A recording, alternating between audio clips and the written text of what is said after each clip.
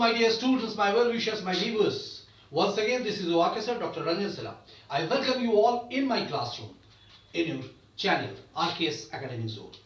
So, my dear students, आज जितने भी स्टैंडर्ड 11th के स्टूडेंट्स हैं उनको आज मैं सोशियोलॉजी पढ़ाऊंगा और सोशियोलॉजी में जो अध्याय हम लोग पढ़ रहे थे स्टैंडर्ड 11th के उनका जो सहसंबंध अन्य सामाजिक विज्ञानों का सोशियोलॉजी के साथ यानी समाजशास्त्र के साथ क्या संबंध है वो हम लोग देख रहे थे और जिनमें सिर्फ एक बचा हुआ था जहां था समाजशास्त्र और सामाजिक मानव शास्त्र।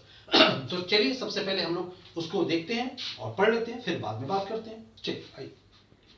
हाँ, तो मेरे जितने भी स्टूडेंट्स अभी क्लास में बैठे हैं सुन रहे हैं मुझे, उनके लिए 11th के जितने स्टूडेंट्स हैं, क्लास 11th के स्टूडेंट्स के लिए आज जो हम लोग चैप्टर पढ़ रहे थे उस चैप्टर में समाजशास्त्र के साथ अन्य सामाजिक विज्ञानों को हम लोग देख रहे थे, जिसमें से इतिहास, राजनीति शास्त्र, मनोविज्ञान, अर्थशास्त्र, इन सभी का संबंध समाजशास्त्र के साथ कैसा रहा, समाजशास्त्र के साथ इनका संबंध हम लोगों ने अच्छी तरह से देख लिया, पढ़ लिया। एक और शेष बचा है भी जो है समाजशास्त्र एवं सामाजिक मानव विज्ञान। तो आज मैं कोशिश करूँगा कि इसको ख़त्म कर दूँ, समाजशास्त्र एवं सामाजिक मानव विज्ञान। तो देखिए, एक ये मानव विज्ञान नाम से ही आपको पता चल रहा है कि मानव का विज्ञान, यानी समाजशास्त्र के साथ जैसे मनोविज्ञान हम बोले तो मन किसका, व्यक्ति का, व्यक्ति का। तो यानी समाज जहाँ है व्यक्ति वहीं है, यानी व्यक्ति और समाज एक दूसरे के पूरक हैं।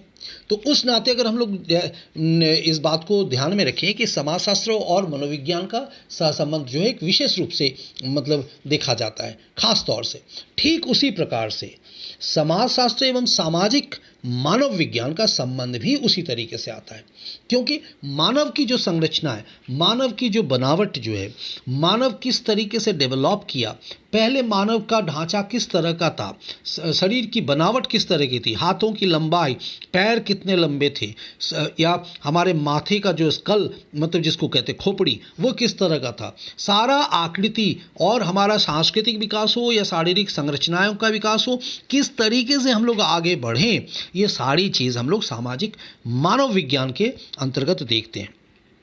और एक बात हम बता दें आपको, अधिकांश देशों में मानव विज्ञान में पुरातत्व विज्ञान, भौतिक मानव विज्ञान, सांस्कृतिक इतिहास, भाषा की विभिन्न शाखाएं और सामान्य समाजों में जीवन की सभी पक्षों का अध्ययन शामिल है। ज़्यादातर देश में अगर देखा जाए तो मानव विज्ञान में पुरातत्व विज्ञान जिसको बोलते हैं ना, पुरानी जो विज्ञान यानी कहाँ से खोज निकालना, उस समय इतने ईस्वी में मानव की हाइट कितनी थी और शारीरिक बनावट कैसा था, है ना। भौतिक मानव विज्ञान, भौतिक मतलब उसमें मेटेरियलिस्टिक अगर स्ट्रक्चर ढांचा खोज निकालना उस समय किस तरह का था, किस तरह का भौतिक वस्तुओं का हम लोग उपयोग करते थे। सांस्कृतिक इतिहास, भाषा की विभिन्न शाखाएं और सामान्य समाजों में जीवन की सभी पक्षों का अध्ययन शामिल है। यहाँ हमारा सरोकार सामाजिक मानव विज्ञान और सांस्कृतिक मानव विज्ञान से है। बट यहाँ पर हम लोग देखेंगे कि क्या सामाजिक मानव विज्ञान और सांस्कृतिक मानव विज्ञान, जैसा कि मैंने भी बोला कि सांस्कृतिक का जो सांस्कृतिक मानव विज्ञान मतलब मानव जैसे जैसे आगे विकास की ओर बढ़ा उसमें संस्कृति का विकास कैसे हुआ, क्योंकि ये समाजशास्त्र के अध्ययन के एकदम निकट है। देखिए यहाँ भी यही चीज़ लिखी हुई है, समाजशास्त्र को आधुनिक जटिल समाजों का अध्ययन समझा जाता है। आज जो वर्तमान समाज में जो आधुनिक समाज जो देखते हैं, जो जटिल समाज बोलते हैं, क्योंकि लाइफ ही जो है ना, जीवन जो है वो सिंप्लिसिटी से कॉम्प्लेक्सिटी की तरफ बढ़ता है, यानी सरलता से जटिलता की तरफ। तो समाज में जटिल जो अवधारणा है जो देखने को मिलेंगे ही, तो इस जटिल समाजों का अध्ययन जो है वो कौन करता है, समाज शास्त्र करता है। जबकि सामाजिक मानव विज्ञान को सरल समाजों का अध्ययन समझा जाता है, क्योंकि सामाजिक मानव विज्ञान क्या अध्ययन करता है, मानव किस तरीके से किस समय आया, कैसे आया, उस अवस्था के अध्ययन करते हैं जब हम आके पूर्ण प्रगतिशील नहीं बने थे। हमने पहले देखा है कि प्रत्येक विषय का अपना इतिहास अथवा जीवनी होती है। सामाजिक मानव विज्ञान का विकास पश्चिम में उन दिनों हुआ जब ये माना जाता था कि पश्चिमी शिक्षित सामाजिक मानव विज्ञानियों ने गैर यूरोपियन समाजों का अध्ययन किया, जिनको प्राय विजातीय, अशिष्ट और असभ्य समझा जाता था। तो उस समय मतलब उन समाजों का अध्ययन किया गया था, यूरोपियन समाजों का। यानी वो विजातीय, अशिष्ट और असभ्य मतलब क्या है वो, जिसको हम लोग बोलेंगे एक ऐसा स्टेज था। हम लोग देखिए, एक सिंपल सी बात है, हम लोग विकसित समाज में आए हैं, लेकिन उससे पहले हमारा अवस्था किस तरह का था? हम जंगली जानवरों की तरह थे, ऐसा ही जीवन यापन करते थे। तो यूरोपियन समाजों में उस वक्त उसका अध्ययन हुआ था। जिनका अध्ययन किया गया और जिनका अध्ययन नहीं किया गया था, उनके बीच के असमान संबंध पर ज़्यादा टिप्पणी नहीं की गई। लेकिन जब समय बदल गया, वक्त जब बदला, तो उस बदले हुए समय के अंतर्गत क्या दिखा वहाँ कि अब है, और अब वे मूल निवासी विद्यमान हैं, चाहे वे भारतीय हैं या सूडानी, नागा या संथाल, जो अब अपने समाजों के बारे में बोलते हैं और लिखते हैं। अतीत के मानव विज्ञानियों ने सरल समाजों का विवरण तटस्थ वैज्ञानिक तरीके से लिखा था। प्रत्यक्ष व्यवहार में वे लगातार उन समाजों की तुलना आधुनिक पश्चिम समाजों से करते रहे हैं थे, जिसे वे एक मानदंड के रूप में देखते थे। जिसको हम लोग बोले ना कि मूल निवासी जो उस समय जो रहा, जैसे देखिए आदिवासी समाज हम लोग बोलते हैं ना, आदिवासी समाज जो या पिछड़ा हुआ समाज अभी जो देखते हैं बहुत जगह, अगर आप देखिएगा अभी आदिवासी समाजों में चले जाइएगा, वहाँ देखिएगा मूल निवासी वहाँ जो है वो अभी भी इस विकासशील जो है समाजशास्त्र का मतलब अंगीभूत इकाई नहीं बन पाया है। वहाँ अभी भी वही जिसको कहा जाए कि चाहे वो भारतीय है या सूडानी, नागा है या संथाल, जो अब अपने समाजों के बारे में बोलते हैं और लिखते हैं, अभी वहाँ लोग अगर जो आकर बढ़े हैं आगे, तो वे अभी अपना बोलना शुरू किया, अपने जीवन की गाथाएं। अतीत के मानव विज्ञानियों ने सरल समाजों का विवरण तटस्थ वैज्ञानिकों के तरीके से लिखा था। प्रत्यक्ष व्यवहार में वे लगातार उन समाजों की तुलना आधुनिक पश्चिमी समाजों से करते रहे थे, जिसे वे एक मानदंड के रूप में देखते थे। अन्य परिवर्तनों ने भी समाजशास्त्र और सामाजिक मनोविज्ञान की प्रकृति को पुनः परिभाषित किया है। जैसा कि हमने देखा, आधुनिकता ने एक ऐसी प्रक्रिया की शुरुआत की जिसमें छोटे से छोटा गांव भी भूमंडलीय प्रक्रियाओं से प्रभावित हुआ। उसका प्रत्यक्ष उदाहरण है उपनिवेशवाद। ब्रिटिश उपनिवेशवाद के दौरान भारत के अत्यधिक दूरस्थ गाँवों ने भी अपने प्रशासन और भूमि कानूनों में परिवर्तन। उपनिवेशवाद हम लोग देखिए अर्थशास्त्र में पढ़ते हैं, जो ब्रिटिशर्स हम पे राज किए, वो हमारे यहाँ से कच्चे माल को ले जाते थे और ले जाकर अपने इंग्लैंड में देते थे, वहाँ से सामान बनाते थे और सामान बनाकर उनकी आयात हमारे तरफ कर देते थे और हम उन्हें खरीदते थे। तो अपने यहाँ पर हमने क्या बोला, उस चीज़ को हमने यहाँ देखा, और वो जब वहाँ से जब अवस्था क्या हो गया, धीरे धीरे राजस्व उगाही में परिवर्तन और अपने उत्पादक उद्योगों को समाप्त होते हुए देखा था। यानी हमने देखा था उस वक्त हमारा उद्योग कैसे खत्म हो रहा था, हमारी चीज़ें कैसे जा रही थी। समकालीन भूमंडलीय प्रक्रियाओं ने दुनिया के इस प्रकार सिकुड़ने को और ज़्यादा बल प्रदान किया है। एक सरल समाज का अध्ययन करते समय ये मान्यता थी कि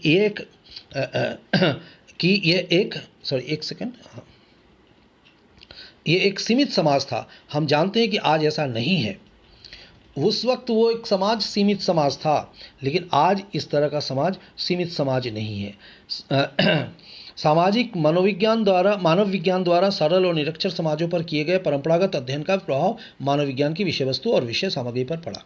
तो देखिए सिंपल सी बात है, ये जो यहाँ लिखा गया है, यानी जैसे जैसे ये परिवर्तन जो देखने को मिला ना, तो हमारे मानव विज्ञानी जो वैज्ञानिक जो रहे हैं वो इन्हीं का अध्ययन किया कि मानव के संरचनाओं के साथ साथ मानव की जो सांस्कृतिक विकास हुआ, मानव कैसे बढ़ा, किस तरीके से, तो उसका एक धारा जो है यहाँ प्रस्तुत किया गया है, वहाँ बताया गया है, और वही हमारे लिए मतलब मानव विज्ञान का विषय वस्तु भी बना। सामाजिक मानव विज्ञान की प्रवृत्ति समाज के सभी पक्षों का एक समग्र में अध्ययन करने की होती थी, और अभी तक जो विशेषज्ञता प्राप्त हुई है वो क्षेत्र पर आधारित थी। उदाहरण के लिए अंडमान द्वीप समूह, नुअर अथवा मेलेनेशिया। समाजशास्त्री यानी यहाँ के जो लोग थे मूल निवासी, वहाँ किस तरह के थे, वहाँ पर मानव शास्त्रियों ने ज़्यादातर अध्ययन किया वहाँ उस द्वीप समूह में। और समाजशास्त्री जटिल समाजों का अध्ययन करते हैं। अंत समाज के भागों जैसे नौकरशाही या धर्म या जाति अथवा एक प्रक्रिया जैसे सामाजिक गतिशीलता पर ध्यान केंद्रित करते थे। सोशल मोबिलिटी, समाज कैसे अग्रसर होता है, हम कैसे किस तरीके से समाज के मतलब हर भागों में हम कैसे विकसित हों। नौकरशाही या धर्म या जाति ये क्या है, ये किस तरीके से विकसित होता है। तो समाजशास्त्र जहाँ इन सब चीज़ों के ऊपर ध्यान देता था, मानव शास्त्रों का काम क्या था, मानव शास्त्रियों का काम क्या था, इन चीज़ों के ऊपर ध्यान देना, यानी मानव का विकास किस तरीके से हो रहा था। है ना। सामाजिक मानव विज्ञान की विशेषताएं थी लंबी क्षेत्रीय कार्य परंपरा, समुदाय जिसका अध्ययन किया उसमें रहना और अनुसंधान की नृजाति पद्धतियों का उपयोग, कैसे कैसे वो बढ़ा, जहाँ पर अनुसंधान करना, पता लगाना कि उस समय मानव का विकास किस तरीके से हुआ, उस समय उस स्थिति में कौन सा संस्कृति, किस तरह का संस्कृति था मानव के पास। समाजशास्त्री प्राय सांख्यिकी एवं प्रश्नावली विधि का प्रयोग करते हुए सर्वेक्षण पद्धति एवं संख्यात्मक आंकड़ों पर निर्भर करते हैं। देखिए ये जो कंपेयर किया गया है ना कि समाजशास्त्री, तो सामाजिक मनोविज्ञान की क्या विशेषता रही कि लंबी क्षेत्रीय कार्य परंपरा। हम लंबी क्षेत्रीय रूप से अगर क्षेत्र के तरीके से अगर हम अध्ययन नहीं करेंगे, मानव विज्ञान अगर नहीं करेगा, तो वह किसी समुदाय का विकास, उसका गहन अध्ययन नहीं कर पाएगा। किसी जाति का किसी तरीके से बढ़ना, किसी मानव का विकास का बढ़ना वो पता नहीं लगा पाएगा। जबकि समाजशास्त्र में क्या होता है कि सांख्यिकी एवं प्रश्नावली विधि का प्रयोग करते हुए सर्वेक्षण पद्धति के द्वारा, जिसको हम लोग बोलते हैं कि शॉर्टकट मेथड से भी हम लोग निकल सकते हैं, खास करके पता लगा सकते हैं कि कहाँ किस तरह की बातें हो रही है, समाज में किस तरह का परिवर्तन हो रहे हैं, पर संख्यात्मक आंकड़ों पर निर्भर करते हैं। 5वें अध्याय में आप इन परंपराओं के बारे में और ज़्यादा विस्तार से जान पाएंगे, ठीक है, वहाँ हम लोग देखेंगे। आज एक सरल और जटिल समाज में अंतर को स्वयं एक बड़े पुनर्विचार की आवश्यकता है। तो वो सरल समाज और जटिल समाज, देखिए अब यहाँ पर एक भेद है, इसको ध्यान दीजिएगा। सरल समाज और जटिल समाज, यानी मानव शास्त्रियों के साथ क्या था, वो सरल समाज, वो उस समाज के बारे में बात पता लगाते हैं, और जबकि समाजशास्त्र क्या करता है, वो इस जटिल समाज में जो आज मतलब डेवलप्ड सोसाइटी हमारे हाथ में है, उसके साथ लगातार वो चल रहे हैं, देख रहे हैं। अंतर को स्वयं एक बड़े पुनर्विचार की आवश्यकता है। भारत स्वयं परंपरा और आधुनिकता का, गांव और शहर का, जाति और जनजाति का, वर्ग एवं समुदाय का एक जटिल मिश्रण है। गांव राजधानी दिल्ली के बीचों बीच निवास करते हैं, ठीक है।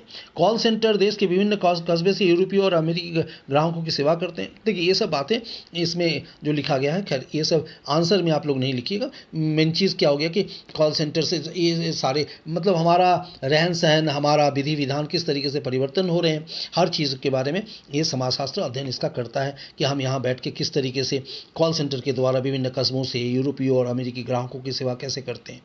भारतीय समाजशास्त्र दोनों परंपराओं से सार ग्रहण करने में काफ़ी उदार रहा है। भारतीय समाजशास्त्री अक्सर भारतीय समाजों के अध्ययन में केवल अपनी संस्कृति का नहीं बल्कि उनका भी अध्ययन करते हैं जो उनकी संस्कृति का हिस्सा नहीं है।